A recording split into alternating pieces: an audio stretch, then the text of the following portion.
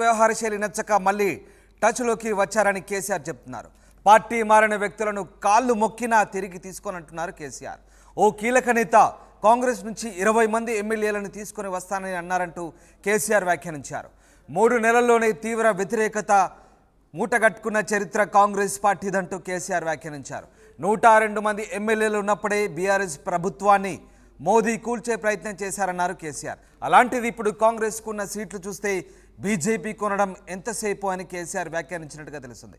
కేవలం డబ్బులతో గెలుస్తామంటే కుదరదని, జనాల్లో కష్టపడాలంటూ కేసీఆర్ వ్యాఖ్యానించినట్టుగా తెలుస్తోంది. రాబోయే రోజులు ముమ్మాటికి బీఆర్ఎస్ ఫేన్ అంటున్నారు కేసీఆర్. వచ్చే ఎన్నికల్లో తప్పకుండా గెలుస్తామని పార్టీ శ్రేణులకు భరోసానిచ్చినట్టుగా తెలుస్తోంది. ఉద్యమ కాలం నాటి నుంచి కేసీఆర్ చూస్తారంటూ కేడర్కు భరోసా ఇచ్చినట్టుగా తెలుస్తోంది. లిక్కర్ కేసు అంతా ఉత్తదే అంటూ కేసీఆర్ వ్యాఖ్యానించారు. మొత్తం మీద పార్టీ నేతలతో కేసీఆర్ కీలక వ్యాఖ్యలు చేశారు.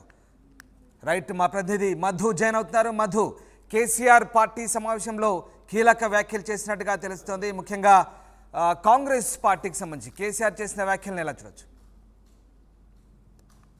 చాలా రోజుల తర్వాత కొన్ని కీలక వ్యాఖ్యలు చేశారు మాజీ ముఖ్యమంత్రి కేసీఆర్. ఈ రోజు పార్టీ కార్యాలయానికి వచ్చారు, రాష్ట్ర కార్యాలయానికి. ముఖ్యంగా బీఫామ్లు ఇవ్వడానికి, వారిని సమాయత్తం చేయడానికి, పార్లమెంట్ ఎన్నికలకు సంబంధించినటువంటి అంశంపైన ఎంపీ అభ్యర్థులు, గెలిచినటువంటి ఎమ్మెల్యేలు, తర్వాత మాజీ ఎమ్మెల్యేలు, మాజీ ఎంపీలు, మాజీ నాయకులందరితో, ఎమ్మెల్సీలతో, వీళ్ళందరితో భేటీ అయ్యారు.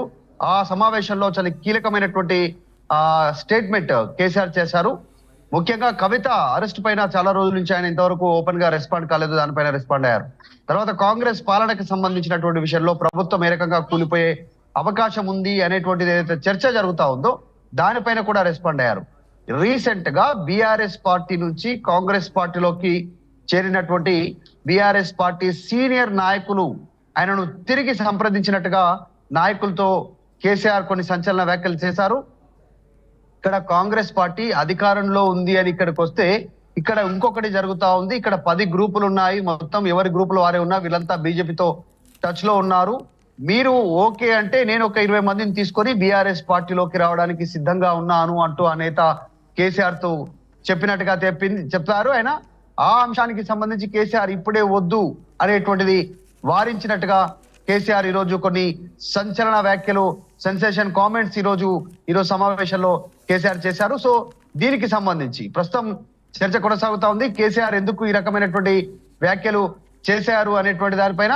ఎందుకంటే చాలా రోజుల తర్వాత జరుగుతున్నటువంటి సమావేశము, అందరి ఒకే దగ్గరకు ఉండడం, ఎంపీ అభ్యర్థులు, ఎమ్మెల్యే గెలిచినటువంటి ఎమ్మెల్యే అభ్యర్థులు, మాజీ ఎమ్మెల్సీలు అందరూ ఒక దగ్గర ఉండడంతో వాళ్ళందరినీ కూడా ఒక మోటివేషన్ చేసేటువంటి దాంట్లో భాగంగా ఆయన కొన్ని నర్మగర్భ వ్యాఖ్యలు చేశారు, కొన్ని సెన్సేషన్ కామెంట్స్ చేసినట్టుగా తెలుస్తా ఉంది. చూసాం, కవిత అరెస్ట్ పైన కూడా రెస్పాండ్ అయ్యారు. అసలు బిఎల్ సంతోష్ కుమార్ ని ఇక్కడ ఆయన పైన కేసు ఫైల్ చేయకుంటే కవిత పైన లిక్కర్ కేసు ఫైలే కాకపోతుండే. అసలు లిక్కర్ కేసుకు కవితకు సంబంధం లేదు. 100 రూపాయలు అవినీతి చేశారు, ఆమె అకౌంట్ ద్వారా ట్రాన్సాక్షన్ చేశారనేటువంటి అంశాన్ని కూడా ఈడీ కానీ సిబిఐ అధికారులు కానీ నిరూపించలేరు. ఇదంతా కొన్ని రోజుల వరకే, త్వరలోనే మళ్ళీ బీఆర్ఎస్ అధికారంలోకి వస్తుంది. వచ్చే 5 ఏళ్ల తర్వాత బీఆర్ఎస్ ను ప్రజలు ఆదరిస్తారు. కాంగ్రెస్ ప్రభుత్వం ఎక్కువ రోజులు మనుగడ కొనసాగించలేదు. 104 మంది ఎమ్మెల్యేలు ఉన్నటువంటి బీఆర్ఎస్ నే కూల్చాలనే ప్రయత్నం అప్పుడు బీజేపీ ప్రభుత్వం అప్పుడు చేసింది. సో ఇప్పుడు కాంగ్రెస్ కి కేవలం 64 మంది ఎమ్మెల్యేలు ఉంటే ఎలా కొనసాగుతుంది ఆ పార్టీ అధికారంలో? మీరే ఆలోచించండి. ఖచ్చితంగా బీజేపీతో కొంతమంది టచ్ లో ఉన్నారు అక్కడ ఉన్నటువంటి నాయకులు.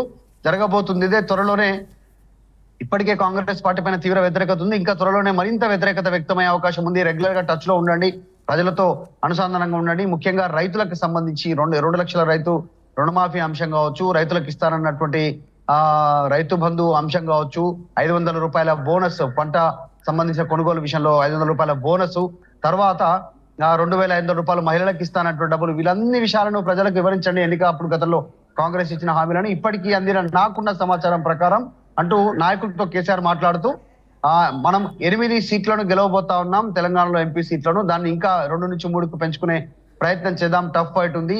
ఇప్పుడు బయట జరుగుతున్న సర్వేలని తప్పుడు సర్వేలు. అంటే మధు, ఇక్కడ కేసీఆర్ వ్యాఖ్యలు చాలా వ్యూహాత్మకంగా మనం భావించాల్సి వస్తుంది. ఎందుకంటే తనతో ఎమ్మెల్యేలు తీసుకొచ్చేందుకు టచ్ లో ఉన్నారంటూ కొంతమంది నేతల గురించి చెప్తున్నారు. At the same time BJP కూడా కాంగ్రెస్ పార్టీ ఎమ్మెల్యేలను కొనడం పెద్ద పనేం కాదు, కాకపోతే డబ్బుతో కొన్నప్పటికీ కూడా ప్రభుత్వం మనుగడలో ఉంటుందంటే అటు బీజేపీని బదనా చేసే ప్రయత్నం చేస్తున్నారు. ఇక్కడ రెండు రకాలైనటువంటి వ్యాఖ్యలు చేసిన పరిస్థితి. అంటే ఎందుకు కేసీఆర్ ఈ రకమైన వ్యాఖ్యలు చేసి పార్టీ క్యాడర్లో ఒక రకమైనటువంటి కాన్ఫిడెన్స్ను నింపే ప్రయత్నం చేశారా, ఏమనుకోవచ్చు మనకు? ఖచ్చితంగా కొంచెం మోటివేట్ చేసేలా మాట్లాడినట్టుగా కనిపించింది. ఎందుకంటే వాళ్ళలో కొంచెం జోష్ నింపాలి. చాలా రోజుల నుంచి ఎంత ప్రయత్నం చేసినప్పటికీ కూడా నేతలు ఒక్కొక్కరిగా చేజారిపోవడం, సిట్టింగ్ ఎంపీలు బయటికి వెళ్ళిపోవడం, సో వీటన్నిటిని దృష్టిలో పెట్టుకుని ఆయన వ్యాఖ్యలు చేసినట్టుగా తెలుస్తా ఉంది. ఎందుకంటే కొద్దిమంది నేతలు కేవలం కాంగ్రెస్ వైపే కాదు, కొంతమంది బీజేపీ వైపు కూడా చూస్తున్నట్టుగా ప్రచారం జరుగుతా ఉంది. బీజేపీ నేతలు ఓపెన్ స్టేట్మెంట్ చేస్తా ఉన్నారు. త్వరలో చాలా మంది బీఆర్ఎస్ పార్టీకి సంబంధించిన నాయకులు మా పార్టీలో జాయిన్ అవుతారు, బీఆర్ఎస్ పార్టీ ఇక్కడ దాదాపు ఖాళీ అయిపోతుంది, బీఆర్ఎస్ పార్టీ ఉండదు అనేటువంటి. సో వీటన్నిటిని దృష్టిలో పెట్టుకొని ఆయన వ్యాఖ్యలు చేసినట్టుగా తెలుస్తా ఉంది. ముఖ్యంగా రానున్నటువంటి రోజుల్లో మరింత ప్రజల కోసం ముందుకు వెళ్ళాలి. ఉద్యమ సమయంలో కేసీఆర్ ని మళ్ళీ ఇప్పుడు త్వరలో చూడబోతా ఉన్నారు. ఆ సమయంలో ఏ రకంగా వ్యూహాత్మకంగా ముందుకు వెళ్ళామో అదే రకమైనటువంటి వ్యూహాలతో ముందుకు వెళ్ళబోతా ఉన్నాను. ఈ రోజు రాత్రి వరకు బస్సు యాత్ర రూట్ మ్యాప్ సిద్ధం కాబోతా ఉంది ఈ రోజు రాత్రికి. సో 22వ తారీఖు నుంచి పూర్తి స్థాయిలో గ్రౌండ్ లెవెల్లో ఉంటాము. వరంగల్, మహబూబ్ నగర్, ఖమ్మం, నల్గొండలో భారీ బహిరంగ సభలు ఉంటాయి. రోజువారీగా 3 రోడ్ షోలు ఉంటాయి. సాయంత్రం పూట కార్నర్ మీటింగ్లు కూడా ఉంటాయి ఎండవేడిని దృష్టిలో పెట్టుకొని. సో ప్రజలు, రైతుల దగ్గరికి వెళ్ళండి, నాయకులు అంతా కూడా ప్రజలలో సమాయత్తమైన త్వరలోనే మళ్ళీ మనందరికీ మంచి రోజులు రాబోతా ఉన్నాయి అనేటువంటి ఒక స్టేట్మెంట్ చేశారు. వాళ్ళందరూ జోష్ నింపే ప్రయత్నం చేశారు. సో కాంగ్రెస్ పార్టీ ఎక్కువ రోజులు మనుగడలో ఉండడానికి పరిస్థితులు లేవు, అలాంటి సిచ్యువేషన్ అయితే లేదు అనేటువంటి ఒక అంశాన్ని కేసీఆర్ నాయకులతో మాట్లాడారు. దాంట్లో భాగంగానే వెళ్ళిన సీనియర్ నాయకులు ఎవరైతే ఉన్నారో బీఆర్ఎస్ నుంచి వెళ్ళినారు వారంతా బాధపడుతూ తనతో అప్రోచ్ అయ్యారు అనేటువంటి విషయాన్ని కేసీఆర్ నాయకులతో చెప్పారు. సో ఇది ఇట్లాంటి సెన్సేషన్ కామెంట్స్ కేసీఆర్ ఈ 2023 అసెంబ్లీ ఎన్నికల తర్వాత జరిగినటువంటి ఓటమి తర్వాత మొట్టమొదటిసారిగా ఇట్లాంటి సెన్సేషన్ కామెంట్స్ కేసీఆర్ చేశారు. కూతురు అరెస్ట్ పైన కావచ్చు, అటు ఈడీ సంబంధించినటువంటి సిబిఐ కేసుల విషయంలో కావచ్చు, ఇటు ప్రభుత్వ కూలిపోయే పరిస్థితి జరుగుతున్నటువంటి చర్చ గురించి కావచ్చు, కొన్ని సెన్సేషనల్ కామెంట్స్ కేసీఆర్ చేశారు. Ram right, yes, thanks for the update Madhu. ఇది మొత్తం మీద బీఆర్ఎస్ అభ్యర్థులు పార్టీ ముఖ్య నేతల సమక్షంలో కేసీఆర్ కొన్ని కీలక వ్యాఖ్యలు చేశారు. పార్టీ మారిన నేతలు మళ్ళీ టచ్లోకి వచ్చారంటున్నారు కేసీఆర్. రేవంత్ వ్యవహార శైలి నచ్చకే మళ్ళీ టచ్లోకి వచ్చారని, అయితే పార్టీ మారిన వ్యక్తులను కాళ్ళు మొక్కినా తిరిగి తీసుకోనంటున్నారు.